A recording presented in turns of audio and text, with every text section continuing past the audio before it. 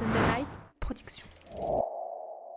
Tadej Pogačar écrase la concurrence en Catalogne et Pedersen fait craquer Van Der Poel. C'est parti pour Full Gaz, le podcast des vrais gaziers. Full Gaz, plongé dans l'actualité du cyclisme professionnel avec la tête dans le guidon. Salut les amis, resserrez vos chaussures, rentrez les épaules et gardez la tête dans le guidon. Bienvenue dans le podcast Full Gaz, présenté par LTDG depuis Verbier. Allez, c'est parti pour un nouvel épisode de Full Gaz, j'espère que vous êtes chaud. On commencera comme d'habitude par les résultats de la semaine. Après on ira faire un gros focus sur le Tour de Catalogne où Pogačar était juste en mode démonstration. On continuera avec un débat d'LTDG. Là on va se poser une question. La question Grégoire, c'est quoi? C'est qui pour remporter le Tour des Flandres? Est-ce que Pedersen peut être au niveau? Ouais, c'est le deuxième monument de la saison et on est tous impatients de voir qui va remporter. C'est peut-être le plus beau, tu vois, c'est le plus important à gagner. Ensuite, on continuera avec quelques petites infos en vrac. On a des petites infos qui tombent, voilà, on veut pas s'étendre dessus, mais on va vous les donner quand même pour que vous ayez toutes les informations de la semaine et que vous ayez loupé rien du tout. Et on terminera par la fameuse rubrique. L'actu Full Gaz avec eux.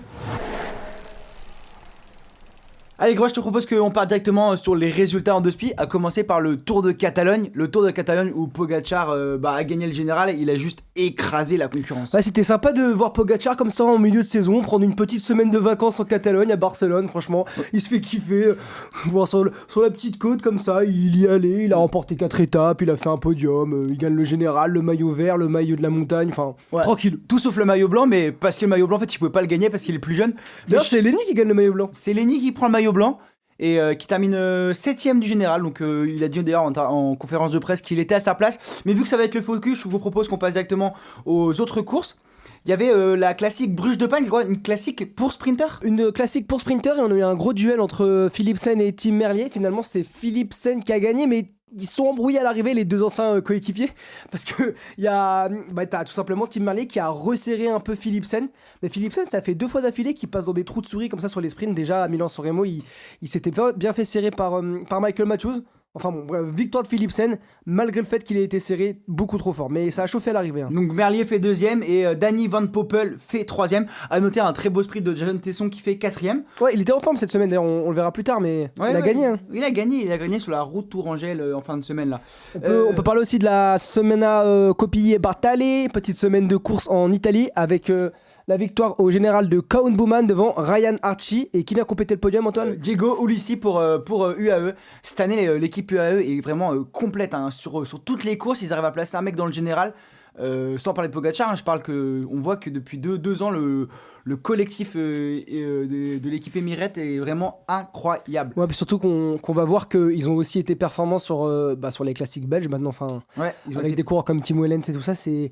Ouais, de toute façon, d'année en année, ça devient une énorme équipe, hein, la team UAE, et pas encore peut-être pour moi au niveau de la team Visma Lease the Bike, mais d'année en année, elle arrive à rivaliser. De toute façon, ils ont déjà Pogačar qui gagne la moitié des courses de la saison, donc ça aide. Il y avait une autre course, Grégoire, le premier duel de la saison entre Wout van Aert et notre ami Mathieu Van Der Poel. Ça a été un peu biaisé. On l'attendait cette course. Premier duel entre MVDP et WVA sur une course pavée, une course belge classique, petite route et 207 km voilà. dans l'enfer du Nord. Tu sais que moi là, j'arrive, c'est ma période préférée de l'année, je crois, les classiques belges. Je sais pas, il y a une pression encore plus que le hors Tour de France parce que c'est pas comparable, mais pour un vrai gazier, tu vois, il y a une tension dans ces courses, c'est énorme. Tu sais que c'est pas forcément le meilleur qui va gagner. T'as aussi le public qui joue énormément. En Belgique, faut se dire que les gens prennent des jours de congé pour aller voir les courses à côté de chez eux. Et ce genre de course, c'est des enchaînements de radar à 17% et du pavé. Autant dire que physiquement, c'est les plus costauds qui s'imposent. Et d'où le duel Wout van Aert. Van Der Poel a fait un numéro 1. Il a attaqué 4 fois, je crois, avant de sortir. Il a attaqué il s'échappe dans le Paterberg. Et c'est à ce moment-là qu'au moment de l'attaque, Wout van Aert tombe. Juste avant, en fait, l'attaque. Ouais. Wout van Aert prend erreur technique. En vrai, c'est rare de le voir faire des erreurs techniques. C'est assez rare pour le souligner. Wout van Aert, il va pas souvent au sol. Il est tombé dans ce secteur pavé, là, au pied du Paterberg. Et avant même l'ascension, ce qui fait qu'il a pas pu suivre la route de Mathieu Van Der Poel qui s'échappe et qui va aller s'imposer en solitaire. Derrière, gros effort de Wout van Aert qui va revenir pas loin, je crois, à moins de 30 secondes de Van Der Poel avant de buter et de complètement exploser, de terminer à 2 minutes, à 3ème position parce qu'il s'est fait rattraper par un Jasper Stuyven très en forme cette semaine qui lui aura fait le sprint et qui va aller chercher la 2ème place. Ouais, donc Van Der Poel qui s'impose en solitaire pour une belle photo, une nouvelle fois avec 2 minutes d'avance, il a eu le temps de poser. Avec sa célébration, tu l'as vu ou pas sa célébration? Ouais, il a fait le capot. Le capitaine, il a fait le salut militaire. Je fais le geste comme si vous me voyez là, genre n'importe quoi. Mais ouais, non, franchement, c'était sa 2ème course de la saison. La première, il avait fait une grosse passe décisive à son coéquipier Jasper Philipsen. Et là, il s'impose. Ça a bien lancé sa saison flandrienne. Mais plus tard, Il restait une course cette semaine. Il restait Gand-Wevelgem. Donc la course qui rallie Gand à Wevelgem, c'est assez facile à comprendre. waouh, Les mec. classiques en Belgique, les noms sont pas trop compliqués à comprendre de où elles partent et d'où elles arrivent. Et on a eu une superbe course puisque 250 km quand même, on peut le noter. Hein. Van Der Poel s'est échappé rapidement. En fait, il a attaqué au premier passage du Kemmel, Ouais. Kemmelberg. Et après, il a été suivi par plusieurs coureurs. Il y avait déjà une grosse armada de la Lidl Trek avec Skuins, Jasper Stuyven, Et Jonathan Milan Ouais, non, une super course d'équipe. et Mads Pedersen, bien sûr. Et Mads Pedersen, super course d'équipe pour la Lidl Trek qui a été récompensée par la victoire de Mads Pedersen au sprint devant Van Der Poel. Van Der Poel, il donne tout, mais Pedersen est meilleur sprinter. Et d'ailleurs, on le voit à la fin, il sprinte même pas jusqu'au Comment il a toxiné. Mais il a ouais. tu sais à quoi ça m'a fait penser? Ça m'a fait penser à. C'était il y a combien? 2-3 ans, quand il se fait battre au sprint sur le Tour des Flandres par Casper Asgreen. Ouais. Il y avait eu ce même truc de genre, on avait été ultra surpris de le voir cramper. Tu vois, Ouais, mais là, moi, ça m'a pas surpris. Arrivé au sprint, pour moi, Pedersen, il fait un début de saison de malade. D'ailleurs, dans le débat, on y reviendra dessus, mais Pedersen, là, je crois qu'il a déjà remporté quasiment sa 42e victoire professionnelle, un truc comme ça. Et il est en forme, quoi. Il est en forme. Et je me dis, il peut venir retirer sa carte sur les prochaines classiques. Est-ce qu'il peut gagner un monument cette année? Un Paris-Roubaix, un Tour des Flandres? Ça sera le débat tout à l'heure. Donc on va pas y répondre, restez dans le podcast, dans le débat, on reviendra là-dessus. On peut aussi souligner la belle course pour Laurens Pitty, tu vois, petit de la FDJ, qui a gagné sa première course d'un jour en World Tour en Australie au début de saison. Et là, qui a réussi à suivre les meilleurs. Malheureusement, dans le dernier passage du Kemmelberg, il n'arrive pas à tenir la roue des meilleurs, il n'arrive pas à suivre l'accélération de Mads Pedersen et de Van Der Poel. Mais ouais, enfin en tout cas c'est vraiment une bonne pioche, tu vois, ce mec. Confirme. Va falloir essayer de le garder, mais c'est une bonne pioche parce que c'est pas le plus puissant au sprint, mais il sait très très bien se placer sur les sprints massifs, il passe bien les pavés. Ça commence à être un coureur très très complet et il manque plus que la montagne. Il a une palette extraordinaire, quoi. Oui, je pense. Ouais. Et je suis pas sûr qu'on ait fini de découvrir ce coureur et ses capacités. Malheureusement, quand on voit un peu le recrutement, le débat parallèle de la Groupama FDJ, là où ils ont du mal à garder leurs jeunes. Hein. Lenny, il est sur le départ. Romain Grégoire, est-ce qu'ils arriveront à le prolonger?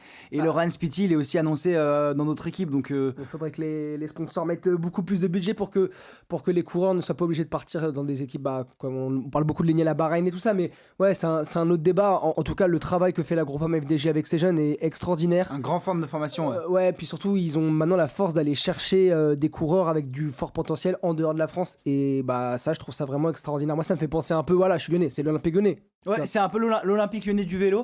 Sauf que à l'OL, pendant un moment, on arrivait à à être performant. La Groupama FDJ est performante, mais il faut pas qu'ils perdent tous leurs jeunes, parce que si ça devient 15 centres de formation, la plus-value d'avoir créé une équipe Conti pour Marc Maggio, est-ce qu'elle va être plus-value, quoi? S'ils font une Conti qui signe les gars à 2 ans et qu'après les mecs ils se barrent gratuits Non, mais c'est hyper compliqué. Après, à voir comment faire pour garder les jeunes. Je pense que il faut essayer de bétonner une ou deux pépites en se disant on fait un gros salaire pour qu'ils restent et essayer de construire autour après. Mais c'est clair que ça va être compliqué au vu des budgets qu'il y a aujourd'hui dans le vélo. Il n'y a pas de fair play financier. Hein. Ouais, et il y a des gros écarts de budget entre les équipes. Il y a des gros écarts de budget, donc ça va être compliqué de garder les meilleurs. Alors pourquoi pas essayer de construire autour d'un leader qui bétonne au niveau du salaire et tout ça pour qu'il reste à la maison, et de construire une équipe autour de lui avec des coureurs moins de leaders mais des grosses têtes d'affiche. Mais ouais, non, c'est la transition parfaite parce que t'as Romain Grégoire, maintenant Laurens Pitty et tout, ouais, c'est Lenny Martinez, ouais. Transition parfaite pour passer à la rubrique Le Focus, parce qu'il y avait un petit français de la Groupama FDJ qui a performé, Lenny Martinez. Donc c'est parti pour le focus sur le Tour de Catalogne. Donc c'était la 4e course World Tour par étape qui se disputait en Catalogne, la première fois que l'ogre Tadej Pogačar y participait, et l'ogre il a mangé tout le monde. sur cette course par étapes plutôt typée pour les punchers grimpeurs. L'année dernière, je vous rappelle, on avait vu un très beau duel pour le général entre Remco et Primož Roglič. C'était Primož Roglič qui avait remporté le général à la fin. Je vous propose qu'on reparte étape par étape avant de parler de tout ce qui s'est passé. Première étape, Pogačar se fait piéger par Nick Schulz qui fait un superbe coup du kilomètre. Ouais, en fait, c'était un final technique et genre, il prend des virages beaucoup mieux que le reste du peloton derrière. Il a un petit écart et finalement, de ce petit écart, il le transforme dans un peu plus gros écart, tu vois, dans le dernier kilomètre. Et il arrive à tenir jusqu'à la ligne d'arrivée, mais Pogačar revient tellement fort dans le final, quoi. Ça se voyait qu'il était costaud cette semaine. La puissance qu'il avait, c'était un sprint. Il a failli le manger. Il a fait le manger, il l'a pas mangé. Nick Schulz reste premier. Et c'est Stephens Williams qui fait troisième. À noter un joli tir groupé pour les Français sur cette première étape avec Dorian Godon, Axel Laurence et Rémi Rochat qui font 4, 5 et 6e. Donc Godon, il était à la maison. Hein. Il était à la maison, d'ailleurs, il avait des fans sur les routes. Ouais. Il y a son fan club qui avait fait des pancartes, qui avait dessiné sur la route toute la nuit, là. Je les ai vus, petite dédicace à Hugues, s'il écoute le podcast, s'il passe par là. Ils avaient mis le feu, tu vois, il était à la maison, il habite là-bas, on sait qu'il... Une belle 4e place. 4e place, ouais. Au pied du podium, un peu de... il est pas passé loin cette semaine, hein, Dorian, il est pas passé loin, on y reviendra. Sur la deuxième étape, c'était déjà une étape compliquée. Arrivé à Valter 2000. Arrivé à Valter 2000, une arrivée en altitude, une arrivée au sommet, et quand ça arrive en haut, c'est qui gagne, Grégoire ? C'est un petit gars qui marche pas trop mal. Tadej Pogačar s'est imposé, il a mis presque 1 minute 30 en fait à ses poursuivants. C'était l'attaque qu'il a mis, il est sorti, et ensuite il a tenu le rythme. Il a attaqué à 6 km de l'arrivée. Et il s'est imposé en solitaire avec plus d'1 minute d'avance. 1 minute 23 sur Landa. Devant Landa, devant Vlasov, donc pas des pimpins, hein, mais il était juste beaucoup trop fort et on le voit en montagne, un peu comme ce qu'a montré Vingegaard sur au Grand Carmino où Vingegaard était dans le C'était Tirreno qui l'a défoncé. Ah oui, c'était sur le Tirreno. Ouais, sur le Tirreno, pardon. Mais il a aussi défoncé au Grand Camino. Ouais, et il a tout défoncé. Oui, c'est ça. Mais comme quand il saigne sur une course, c'est de là, il gagne et il gagne de loin. Vous allez voir qu'au final, Pogačar, il a encore fait grossir l'écart au général. Et quand ça arrive au sommet, il n'y a pas trop de suspense quand ils sont alignés. Quoi. En vrai, cette année, moi, ça commence un peu... en vrai, avec Pogačar et Vingegaard, comment ils survolent... je sais pas, je prends moins de plaisir à regarder les courses quand je sais qu'il va gagner. Après, il y a des grosses batailles derrière pour les podiums, 2e, 3e place. Tu vois, il y a Lenny qui fait 5, donc t'es hype quand même. Mais j'avoue que au début de la course, tu sais que Pogačar va gagner, quoi. Comme Vingegaard. Et ça, moi, ça me... Du coup, ça... La seule chose qui m'a hype cette semaine, en vrai, je vais te le dire. Bon, il y avait Lenny qui était cool à voir, tu vois. Mais c'était surtout Bernal qui rejoue le podium. Il termine 3e du général. Hein. Le classement général, c'est Pogačar 1er, Landa 2e et Egan Bernal, il fait 3e. Et franchement, ça fait plaisir de voir Egan à ce niveau-là. Et ça, c'est ce qui m'a hype cette semaine, je sais pas toi. Moi, je suis trop content de le revoir à ce niveau. Bernal, vraiment, il fait 3, c'est énorme. Mais je me dis que, tu vois, je sais pas s'il est encore au niveau pour un grand tour. Mais je te dis pas qu'il est au niveau pour un grand tour. Il revient petit à petit à son niveau. N'oublions pas qu'il est un énorme accident. Cette saison, pour moi, là, il revient à un bon niveau. Il peut se faire plaisir. Cette saison, il faut qu'il se fasse kiffer. Un peu loin des classements généraux. Bon, là, sur les courses d'une semaine, c'est différent parce qu'au final, la victoire, c'est le classement général aussi, donc dans les étapes de montagne. Mais sur des grands tours, peut-être qu'il faudra qu'il parte dans les échappées, parte à l'attaque, joue des classements de la montagne, tu vois. Ce qu'il a essayé de faire l'année dernière sur le Tour de France, mais il avait clairement pas les jambes. Ouais, mais c'est pour ça que je te dis, je te parle pas d'être au niveau. Pour lui, c'est même pas une question d'être au niveau pour gagner un grand tour. Il gagnera une étape sur un grand tour. Ouais, voilà. C'est d'être au niveau pour s'amuser, pour jouer les victoires d'étape, pour jouer les classements généraux. Voilà, il fait un podium là, il fait un très bon Paris-Nice. J'adore Bernal. Voilà, c'est cool de le voir là et ça m'a beaucoup hype cette semaine. 4e étape, Grégoire, c'était une étape pour les sprinters. Qu'est-ce qui s'est passé ? C'est Van der Berg de la IF qui s'est imposé devant le Belge Arne Marit et Emile Liepsing. Excusez-moi. Lépins, il m'a mis une épine dans le pied là, j'avais pas Qui dédicace à Cédric Doumbé. C'était Lépins dans le pied, il était sur le ring avec... C'est lui qui a fait perdre Cédric. Mais gros, il était sur le ring avec Baki. On le retrouve, on le fait tomber. Non, je rigole. Et Lépine qui... Non, mais puis derrière, beau tir groupé de Axel Laurence, Brian Cocard et Cyril Barth qui font 4, 5, 6. Brian, il a lancé trop tôt, il termine 4ème. C'est dommage, Brian, il passe à côté cette semaine. Depuis le début de la saison, il est pas loin, il touche deux victoires et moi je suis un peu déçu parce que c'est un bon gars et j'adore Brian Cocard. J'ai envie de le voir gagner, Le truc c'est qu'il tourne autour, il a un super niveau mais il y a toujours des gars qui sont meilleurs que lui. Tu rigoles avec lui, tu vois, quand on le voit sur les paddocks, il le sait, mais c'est horrible, il a une super forme et il arrive pas à conclure quoi. Donc c'est dommage. Mais bon, c'est comme ça. On peut aussi noter Dorian Godon pour 4e français dans le top 10 à la 8e place. Mais À la attention, maison, Dorian, il a fait un super tour. Il est à la maison. Rappelons qu'il vient de chez nous, il vient des Monts du Lyonnais. Donc il s'entraîne sur les mêmes routes que nous. D'ailleurs, on avait partagé sa roue et tout. On lui avait un peu montré comment pédaler. C'est grâce à nous qu'il en est là, je pense. Mec, je pense que sans nous, il en serait pas là. Sans cette Tu vois, sortie 2 heures qu'on avait fait avec lui, il aurait pas été à ce niveau. Tu vois, là, il fait top 10, tu vois, en World Tour. Mais je te rappelle qu'il nous a lancé la pancarte de Saint-Martin en haut, tu vois. Quand c'était notre poisson pilote, c'est là qu'il a appris, je pense. Ouais. Donc Dorian, voilà, n'hésite pas si t'as besoin de conseils encore, que ce soit sur la nutrition, sur l'entraînement. On peut t'aider, même te passer des relais. Voilà, s'il y a un contrat qui se libère, moi j'essaie de quitter le duo LTDG là.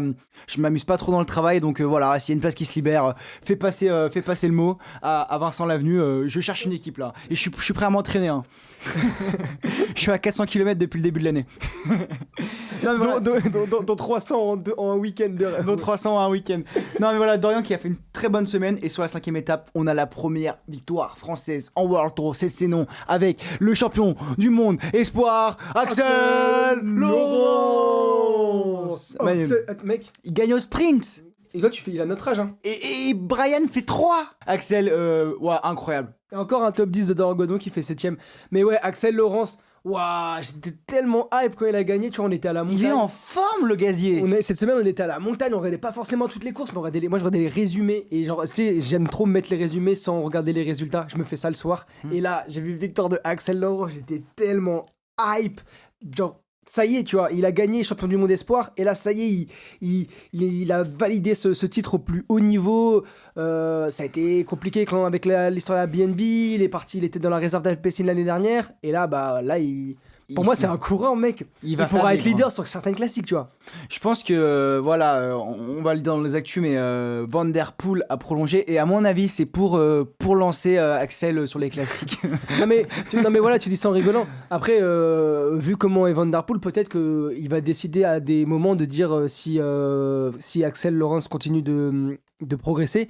Il va décider de dire à des moments, cette course, moi, je vais la donner, je vais l'offrir à Axel Laurence. Après, pour moi, c'est vraiment... Ils n'ont jamais couru ensemble, je crois. Si, sur Milan-San Remo. Ah oui, c'est vrai, ouais. Et Laurence avait fait le travail avant Van Der Poel pour Philipsen. Mais tu vois, Axel Laurence, il a le même profil que Van Der Poel. Et du coup, pour moi, vu qu'il a prolongé Van Der Poel, Axel, ça va être compliqué de se faire avoir un rôle de leader sur les plus grandes courses du calendrier, sachant qu'il y a un mec qui a le même profil que lui. Et il a 22 piges, il va apprendre à côté d'un Van Der Poel. Et Van Der Poel, il sait rendre ce qu'il fait avec Philipsen. Si Axel confirme encore et qu'il continue de gagner, et qu'il aide Van Der Poel à gagner, Van Der Poel lui rendra très bien. Et en fait, ce que je dis, c'est qu'il a que 22 piges. Il a le temps encore d'apprendre pour ensuite être performant. Et après, l'avenir nous le dira si il devra quitter l'équipe pour aller jouer sa place sur les classiques et tout. Pour le moment, il vient de passer pro. L'année dernière, il était dans la team développement, l'oublie pas. En vrai, il vient pas de passer pro, mais parce qu'il était à la BNB avant. Mais oui, non, mais t'as compris.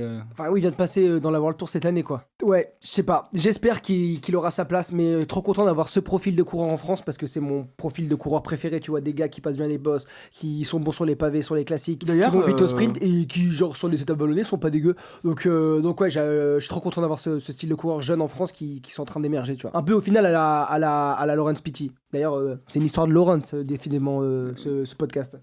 Et d'ailleurs, vu qu'on est dans la famille Laurence, petite dédicace à sa sœur Tiffen qui a trouvé un taf qui va rester dans le monde du vélo, le monde du sport, qui va travailler dans une boîte de com. Je pense qu'on va la recroiser sur les paddocks. Oui, j'ai vu, elle va chez KBLB. KBLB, voilà. Donc, c'est ça, et avec ses petites pichures Eurosport, donc c'est cool. KBLB qui s'occupe de la com de Decathlon chez Desert notamment. Ouais. Et du coup, on va la revoir dans le monde du vélo, dans le monde du sport, elle qui avait pris sa retraite assez jeune cette année.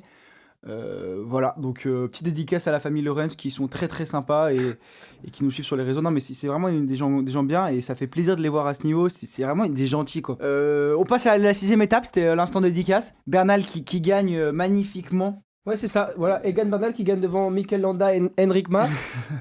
Parce que Pogacar il est parti un peu en avance, à 30 km il est parti tout seul, donc il a passé la ligne mais le transbo a pas marché du coup non mais Pogacar a encore écrasé quoi. Moi je dis Bernal gagne parce que Pogacar était encore une fois au-dessus, il arrive avec près de 50 secondes d'avance, il est attaqué à 30 bornes de l'arrivée et il arrive tout seul, mais Enfin, je trouve Non, ça. on en revient à ce que j'ai dit tout à l'heure. Ouais. Moi, dès que ça grimpe, tu sais que c'est Pogacar qui va gagner ou tu sais que c'est Vingegaard quand il y a pas l'un, il y a ni l'autre.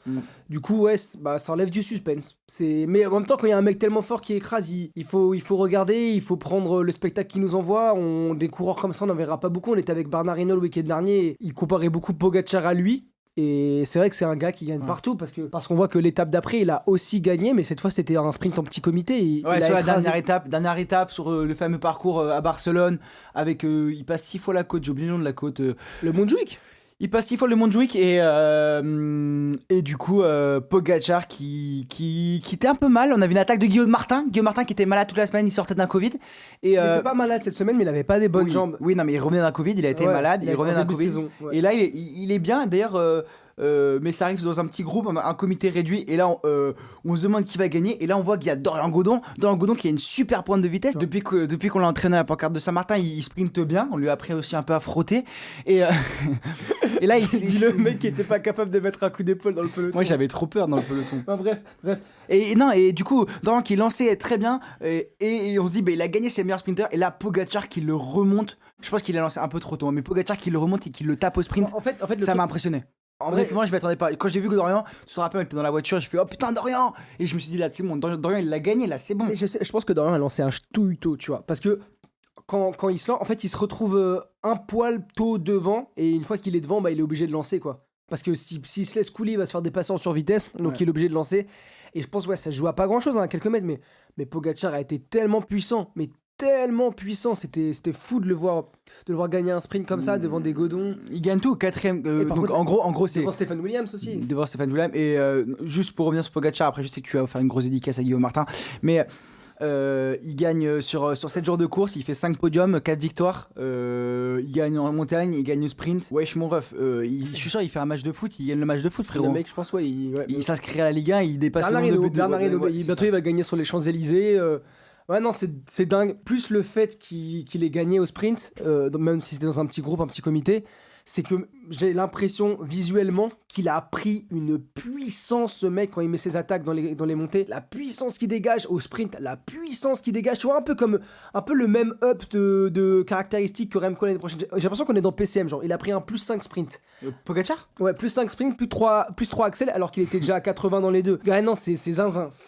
Et ouais, non, bravo. Et aussi, moi, j'ai une grosse dédicace à Guillaume Martin, qui était acteur sur ce dernier jour. D'ailleurs, il avait une petite référence en mode c'est dur parfois de comprendre le vélo et le corps humain parce qu'il a pas été bien de la semaine. Sur la dernière étape, il arrive à attaquer Pogacar, et Pogacar il était pas bien dans la roue de Guillaume Martin. Ouais, après il y a même Stephen Williams qui a contré. On a vu que Pogacar il pouvait pas y aller, il est revenu au rythme mais il pouvait pas suivre. Et sur donc une étape de costaud, Guillaume au sprint il fait 3ème, alors que Guillaume, on sait que quoi, qu'est-ce que tu vas dire? Vas-y. Que pour gagner il faut qu'il arrive tout seul, parce qu'il arrive au sprint à 3, il fait 4ème. Mais non, mais il a une pointe. Mais Guillaume Martin Non mais il a bossé, ça veut dire c'est cool. Mais ouais, moi j'étais surpris, mais devant Stephen Williams. Non, ouais, c'est ouf. Non, incroyable. Et il fait 3ème au sprint. Ça fait plaisir. Surtout, ouais, il a attaqué plusieurs fois dans le Montjuic.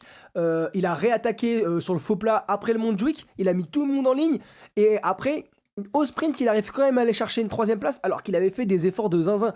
Et Guillaume, limite, je me dis que avec le Covid, ça l'a un peu retardé dans sa prépa, mais peut-être qu'il va quand même réussir à arriver très très très en forme. Justement, ça va retarder un peu son pic de forme sur des courses où il y aura un peu moins de monde préparé. Il va aller nous chercher des belles victoires parce que avec la forme qu'il a montré là au Montjuic, si sur des étapes sans Pogacar, il peut gagner. Ah mais je suis complètement d'accord. Et d'ailleurs, donc au classement général, Pogacar s'impose devant Michael Landa, et 3ème général Egan Bernal. Lenny Martinez qui fait 7ème et qui remporte le maillot du meilleur jeune. Les autres maillots distinctifs ont été tous remportés par Pogacar, qui a bien travaillé ses marques de bronzage à Barcelone pendant la semaine. À noter que le Poggi se prépare pour le Giro, on le sait. Et je vais vous dire sa citation après sa phrase en conférence de presse. Il a dit qu'il était prêt donc pour le Giro et le Tour. Donc je cite Pogacar, j'ai confirmé ma forme d'Estrade Bianche et de Milan-San Remo cette semaine. Cette semaine signifiait beaucoup pour moi. Commencer la saison comme ça, c'est vraiment fantastique. Ça m'a donné beaucoup de confiance. Ma forme est super bonne. Je suis vraiment sur la bonne voie pour le Giro et pour le Tour, qui sont ces 2 objectifs de la saison. Je ne peux pas me sentir mieux sur le vélo. Ah ouais, heureusement qu'il nous le dit, parce que je pense qu'on l'avait pas compris en regardant les courses. Bref, Poggi est prêt pour le Tour, et je te propose que nous, Grégolito, on passe à la 3ème rubrique, qui est le débat de LTDG. Qui pour remporter le Tour de France dimanche prochain? Alors Grégoire, Van Der Poel. j'ai même pas le temps de lancer la question, il lance Van Der Poel. On a essentiellement deux grands favoris pour ce monument, le Tour des Flandres. Wout van Aert contre Van Der Poel. Donc on sait que c'est les deux qui vont être acteurs comme sur Paris-Roubaix. Van Der Poel, c'est clairement son objectif. Van Der Poel, on a vu l'année dernière, quand il cible un objectif, il le gagne. Mais moi je suis pas d'accord. Pour moi il y a 3 favoris. C'était un peu la question du truc, plutôt moi la question cachée, parce qu'on sait qu'ils vont être là. La question de la cachée, c'est Mats Pedersen. Est-ce qu'il peut jouer, faire la nique à ces deux-là? Alors pour moi c'est pas Mats Pedersen le 3e favori. En fait t'as Mathieu Van Der Poel qui est pour moi archi favori. Parce que je pense que là, sur Grand Wevelgem, il n'y avait pas assez de difficultés pour se détacher de Mats Pedersen. Mais sur le Tour des Flandres, avec des difficultés en plus, il va réussir à sortir solo. Et la question, ce sera est-ce que Wout van Aert et Mats Pedersen vont réussir à suivre? Mais plus que Mats Pedersen, en fait, ce qui m'a impressionné cette semaine sur les classiques, c'est le collectif de la Lidl Trek. Donc en fait, pour moi, il y a Mathieu Van Der Poel en 1. En 2, tu as Wout van Aert. Et en 3, tu as le collectif Lidl Trek avec un Jasper Stuyven plus en forme que jamais, avec un Tom Skuins, un Jonathan Milan qui a fait 15 bornes tout seul devant après avoir suivi Van Der Poel dans le Kemmelberg, là, une surprise de ouf. Jonathan Milan, qui est très bon sprinter, qui a réussi à tenir la roue de Laurens Pitty, Mats Pedersen et Van Der Poel après l'attaque dans le premier Kemmel. Pas mal. Le collectif de la Lidl Trek, donc il n'est pas définitif. Il y a Tim De Clercq surtout, il y a un mec qui peut rouler. Il sera donc le collectif de la Lidl Trek pour le Tour des Flandres, ce sera Mats Pedersen en leader, Tim De Clercq en équipier de luxe, Alex Kirch, Jonathan Milan, Tom Skøyen, Jasper Stuyven, Edward Theuns. En vrai, ça fait un peu peur, la peur comme collectif, Grégoire, non? Encore une fois, moi je pense que Pedersen est leader, mais qu'un gars comme Jasper Stuyven est deuxième couteau, tu vois, genre. Pour moi, je serais pas surpris de voir Stuyven faire un meilleur résultat que Pedersen, si ça se trouve. Les autres. Et Skøyen aussi, enfin, tu vois, genre. Non, pour moi, Mats Pedersen sera unique leader pour la Lidl Trek, vu comment il a tapé Van Der Poel là sur Grand Wevelgem. Grégoire, tu peux pas le nier. Mais surtout que j'ai trouvé qu'il a très bien couru, que le travail d'équipe était exceptionnel, et comme je te dis, moi je pense que ça sera les 3 qui vont jouer la victoire, et qu'à un moment ça va attaquer. Et que malheureusement, Julien qui va être là, à mon avis, je sais pas quoi m'attendre de Julien. Mais je pense pas qu'il pourra suivre. Et donc ce sera les 3 on l'a vu devant. à l'attaque sur le 3. Pas tranchant, mais on l'a vu à l'attaque sur le 3. On l'a vu en bonne forme sur un Milan-San Remo. Il vient chercher une 9ème place alors qu'il a crevé dans le final. Donc on peut imaginer qu'il aurait pu aller chercher Milan-San Remo, c'est entre guillemets, c'est typé pour lui, tu vois. Mais genre là sur le Tour des Flandres, ce sera trop dur. Est-ce qu'il pourra... Il y avait course de ses rêves. C'est la course de ses rêves. J'espère voir un Français. Mais pour moi... En fait, Van Der Poel, pour moi, est grand favori. C'est mon favori. Et après, Mats Pedersen est au niveau de Wout van Aert pour moi. Et j'ai pas peur de le dire. Et quand je vois son début de saison, quand je vois comment il court... J'ai pas peur de le dire. Tu l'as dit comme si il y avait des mecs qui tout le temps, non, non, parce que sur le papier, Wout van Aert est meilleur. Mais là, avec la forme qu'il a, Mats Pedersen, je vous le dis, attention à lui. Et en cas d'arrivée à 3 au sprint, on a vu que Mats Pedersen, il est meilleur que Van Der Poel au sprint. Et je pense qu'il tape Wout van Aert au sprint, tu vois. En 1v1 comme ça, la pancarte lancée par WAM, frère, si je me mets en train, tu vois, je suis sûr que c'est Pedersen qui gagne. Mais mec, si tu te mets en train et ils prennent le relais direct, tu vas pas assez vite. Ah, comment ça, mon ref? Non, mais. Explique-moi, je comprends pas je pense que. En fait, je sais pas comment Wout van Aert va récupérer de sa chute, si ça a été très grave. Après, ouais, c'était pas très grave vu la fin de course qu'il avait fait à l'E3. Est-ce que Wout van Aert est moins fort que Pedersen en ce moment? Je pense pas. Je pense que Pedersen est très très en forme, se rapproche du niveau de ces deux ovnis et peut essayer de l'accrocher leur roue pour aller les battre au sprint. Mais tu vois, il peut faire comme l'année dernière, anticiper. Tu vois, l'année dernière, il fait podium parce qu'il anticipe, il part de loin. Mais je le vois pas suivre les roues au moment des meilleures attaques. Il pourra pas suivre Van Der Poel. Il pourra pas suivre Van Aert toute la journée. J'ai hâte de voir ça, moi. En tout cas, moi, je suis aussi impatient de voir des Arnaud Delis, des Oyer Lascano qui fait des saisons des classiques. Arnaud Delis, il revient de blessure, à mon avis. Arnaud Delis. Tu sais pas, justement, son équipe a eu l'intelligence de le sortir du Paris-Nice pour qu'il se concentre sur sa récupération et sur l'entraînement justement pour ses classiques belges.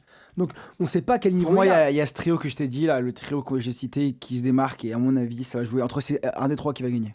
Et pour moi, Tim Wellens sera sur le podium.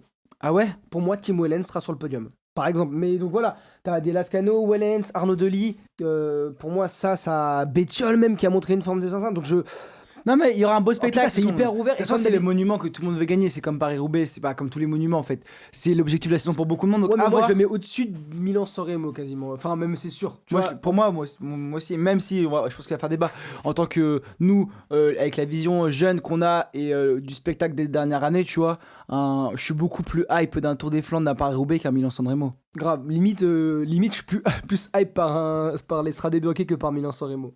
Mais c'est pas comparable.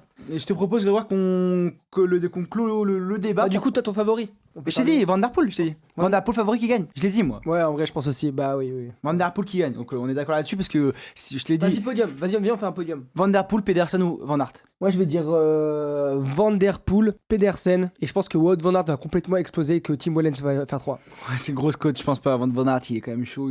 Il tombe sur le 3, c'est pour ça qu'il gagne pas. Mais il Je tombe. pense que Wout Van Aert va se faire péter le capot et. Bon, j'en sais rien, mais bon, c'est une grosse cote. Bon bah voilà, n'hésitez pas à nous faire vos retours sur les réseaux sociaux en nous disant les favoris. Nous on passe à l'autre rubrique, les infos en vrac, on a 2 petites infos à vous dire. Bon, première info Grégoire, qu'est-ce que c'est? C'est que Mathieu Van Der Poel va prolonger jusqu'en 2028 chez Alpecin de Koninck.